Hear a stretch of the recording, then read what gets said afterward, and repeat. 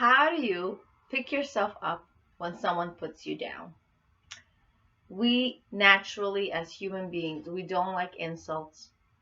We don't like criticisms. We don't like when people judge us and put us down. And of course, it's hurtful. It's very natural. It's human nature for us to respond in a way where we feel shut down, we feel hurt.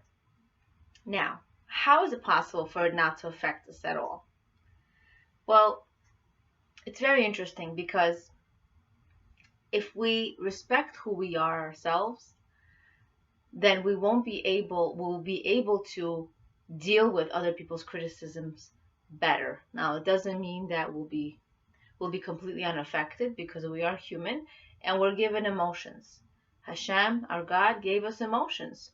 We need these emotions to respond to the world appropriately. We need negative emotions. We need negative character traits to respond to the world appropriately. In other words, a person can say, why do you need anger? Why do you need impatience? Why do you need jealousy? These are actually can be turned for the good. For example, jealousy. It's good to be jealous of people who have good character traits. So that's one example.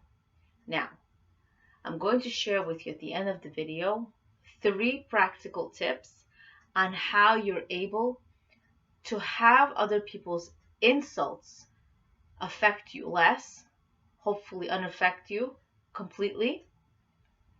But that's also a level, it's a lifetime process, and hopefully it will be able to help you deal with these situations and you'll be more prepared. Now, negative insults and comments. It can come from family members. It can come from people who you work with. Ultimately, it's in your head. So what happens is, many times we grow up as adults and we hear these voices in our head. You're not good enough. You're clumsy. You're always late. You're not tidy.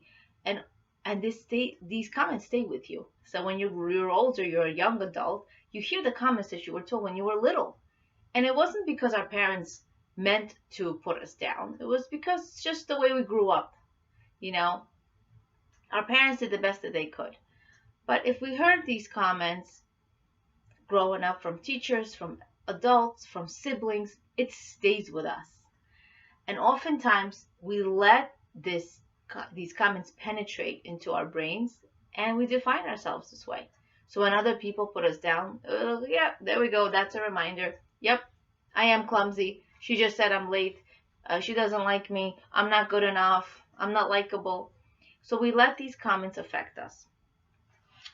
But it's very interesting. We're going to learn today how neglect of your self-respect lends you to being disrespected by other people, and their disrespect of you is because they insult you and you let those insults penetrate.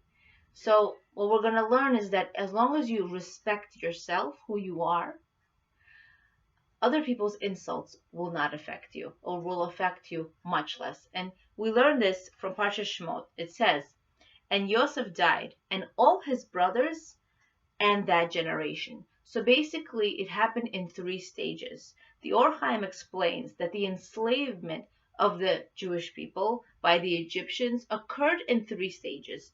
Number 1, Yosef died and the Jewish people lost their power. Number 2, the brothers died, but as long as the members of the first generation were alive, the Egyptians still honored them. And number 3, the members of the first generation died. So as long as the members of the first generation were still alive, the Egyptians considered them as important and were not able to treat them as slaves. Rav Chaim Shmulevitz explains something so beautiful, that it happened in 2 aspects. The Egyptians were unable to treat the Jewish people as slaves as long as they considered them important. And number 2, as long as the Jewish people considered themselves important, where they were and worthy of respect, the Egyptians were not able to treat them in an inferior manner.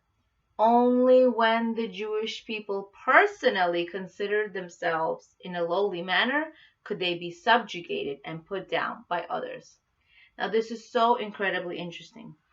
The evil inclination, Rav Chaim explains, works in a very interesting tactic. First, the evil inclination tries to make the person feel inferior, tries to make them feel guilty. Then the person is an easy target for being trapped by the evil inclination's ways. And in this way, you're like an easy target for other people to put you down and keep you down. Now, the evil inclination, how does it work? An evil inclination is an angel. You as a person, as a human being, is able to be much bigger than the evil inclination. Why? Because the evil inclination is fixed. It's an angel. It's only able to be a certain way all the time. But you, as a human being, are potentially able to be much higher than the angels if you work on yourself and strive continuously to improve. How do we overcome the evil inclination? A person should strive to constantly have elevated feelings about themselves.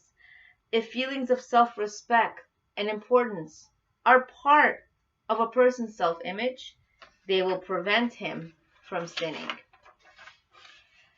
Now, it is very interesting. In the Talmud, it is written, it's referring to the manner in which the judges of a court try to motivate witnesses to refrain from giving false testimony. It's so interesting, this concept. In capital punishment cases, the witnesses were told, and I quote, "In the beginning, only one man was created. This is to teach us that whoever causes the death of one person is considered as destroying an entire world. Therefore, each person is obligated to say, 'The world was created for me.'"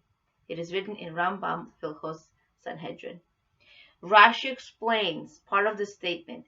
He says, that is, "I am as important as an entire world.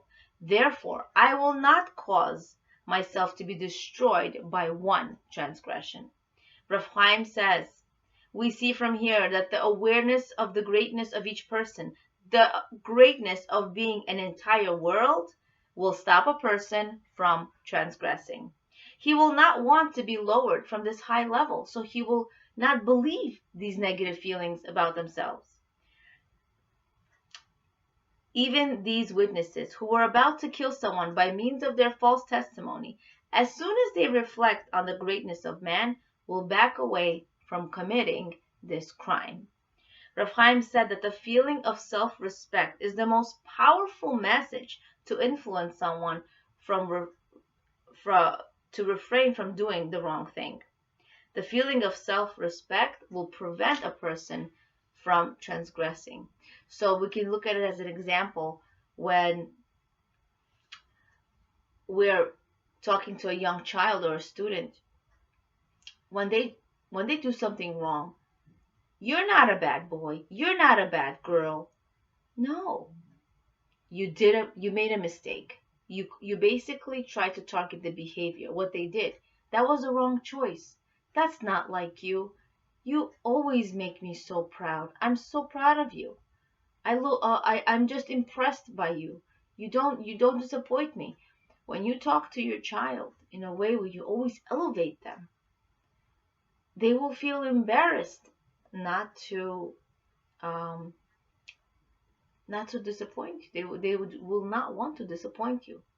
They will want to make you happy. Now, are you living in an illusory world where you're basically not saying the truth? Obviously, the child does disappoint you, and they're not all perfect. But what you're trying to say is that you believe in this child. And when you believe in this child, the child will believe in themselves. So that's children.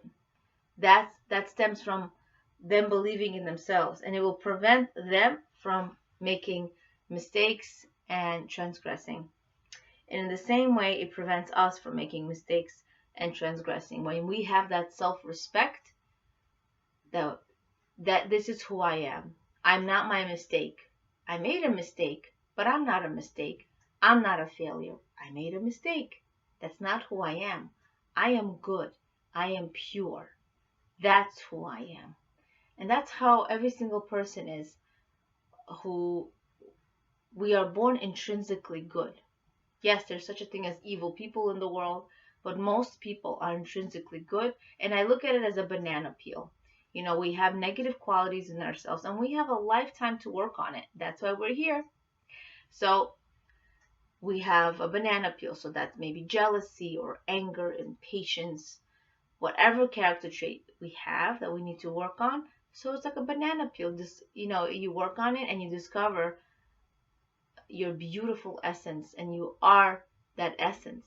You just have these behaviors and habits that you need to overcome and remove from yourself, obviously by working on yourself continuously. So what is the evil inclination's tactic? The evil inclination doesn't really care about you making a mistake or failing. The evil inclination cares about keeping you down, keeping you depressed, keeping you negative. So I'm going to give you a cute parable where a donkey is in a pit and the owner throws him in a pit. Now the owner takes rocks and stones and he throws these rocks and stones on top of the donkey. Now, there's two things that the donkey can do. He can either roll himself into a ball and let these rocks hurt him and upset him and depress him and eventually kill him because he won't be able to come out. However, if he's going to be a smart donkey, he's going to look at the stones, he's going to take the stones and climb over them as they pile up and get out of the pit using these stones. These are our challenges in our lives.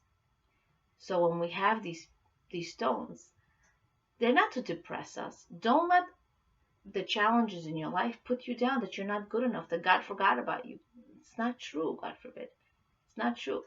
We are meant to be great people. We don't know how great we can be. So these challenges are there to say, oh, listen, you think you're happy and comfortable where you are? No, here's another challenge.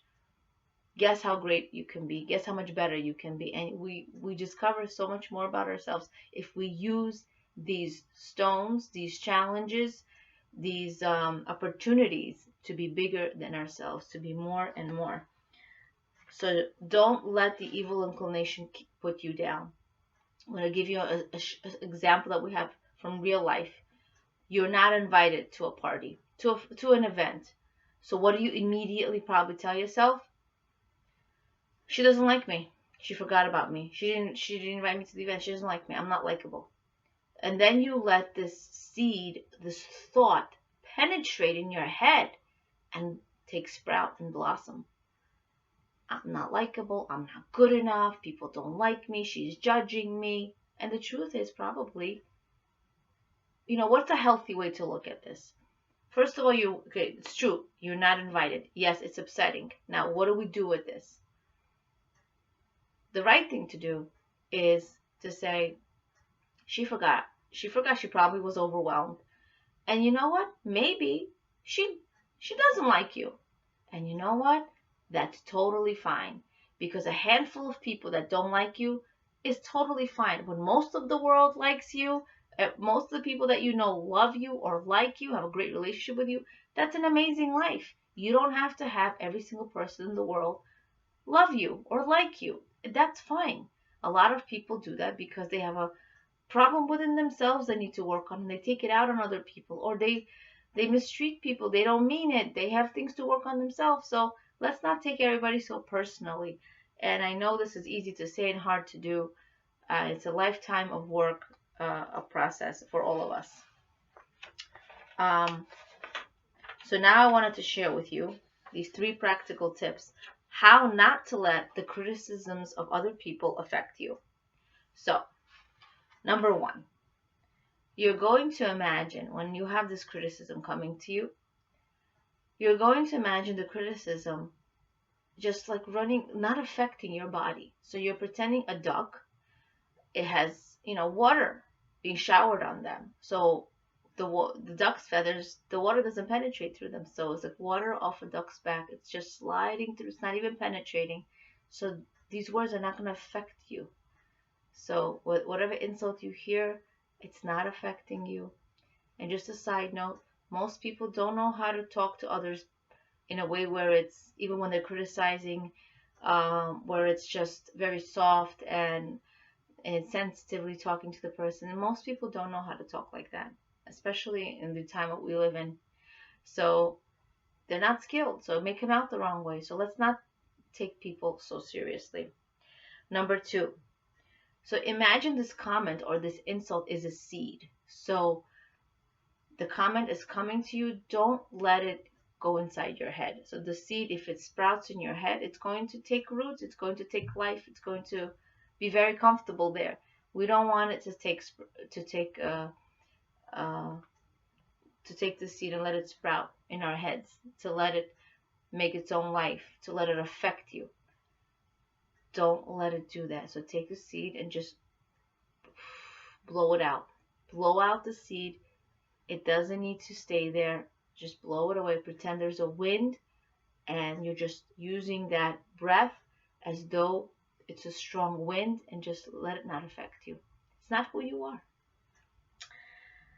Number 3 is the last one, and this is a really good one as well. It's be prepared. So what happens is you're going to imagine one of the worst insults someone can say to you, whether it's a person who has said these things before that continuously says them, or things that you probably think will happen because it usually does. So what you do is you imagine the worst kind of comments that can come your way. And you really have to give it some thought and detail. Who's saying it to you? Where are you? The more detailed, the better. It makes it real. Now, the whole point of it is not for this actually to happen. When you're prepared for something, you're going to know how to react. So what happens is you're going to imagine yourself saying the cool comment back, or maybe not commenting at all. You're going to imagine the look on your face that you're calm and collected and you're not responding, or you're responding in a way that doesn't make you upset, and you're just calm and relaxed. And this may be so unbelievable, because when I do this with my clients as a life coach, this may be so unbelievable. Like you don't even see yourself doing this. How can you do? Somebody insults you like this. That's true. Just do it anyway. Do it, because when you do it, it's already a moment, a memory that's implanted in your head that's possibly going to happen. So, and say this comment 3 times, 10 times. The comment you're responding, maybe you're saying, this isn't true. Say, this isn't true. This isn't true. And you imagine yourself walking away. And that's it. So the more detail that you imagine, the better. And hopefully we'll be able to use these tips to enhance our self-respect. You know who you are. We don't have to let people's comments and insults affect us, because remember, you are an entire world. The whole world was created for you. Don't let others put you down. Don't let others keep you down. I want to appreciate the insights of Growth Through Torah by Rabbi Zelik Pliskin, Awakening Awareness of Your Greatness and Potential, Leah Abramov.